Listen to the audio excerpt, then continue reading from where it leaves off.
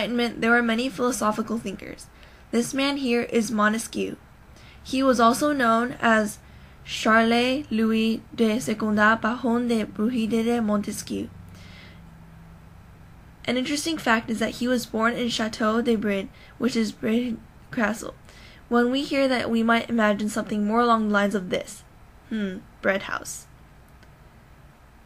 Montesquieu was a French commentator and a political thinker. In fact, he thought about a lot of things. He came up with the idea of separation of powers, which is, as it implies, dividing power into 3 different branches. Dun dun. It consists of the legislative branch, the executive branch, and the judicial branch, which together combine to make the separation of powers. Ta-da! The separation of powers was used to prevent tyranny, which he believed came from a sole ruler with too much power, and that is a huge no-no. Instead, there should be unanimous support of human freedom. Hearts everywhere. This also led to our modern-day U.S. Constitution. See how much influence Montesquieu's thoughts have had on our lives? He believed that the government should be ruled by the reflected thought of the people. Montesquieu was insatiably curious and mordantly funny. He constructed a naturalistic account of the various forms of government and of the causes that made them what they were and that advanced or constrained their development. Ha ha, in your face, government. Montesquieu also wrote 2 books. His best-known work was The Spirit of Laws, or De l'Esprit des Lois. His second book was Persian Letters, or Lettre Piasana, which was responsible for his rise to fame. It made fun of the Parisian life and French institutions.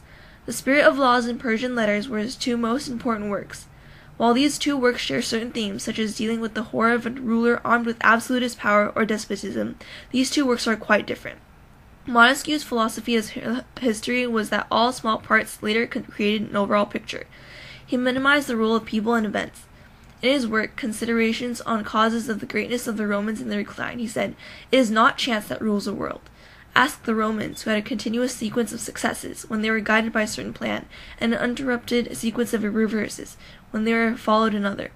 There are general causes, moral and physical, which act in every monarchy, elevating it and maintaining it, or hurling it to the ground.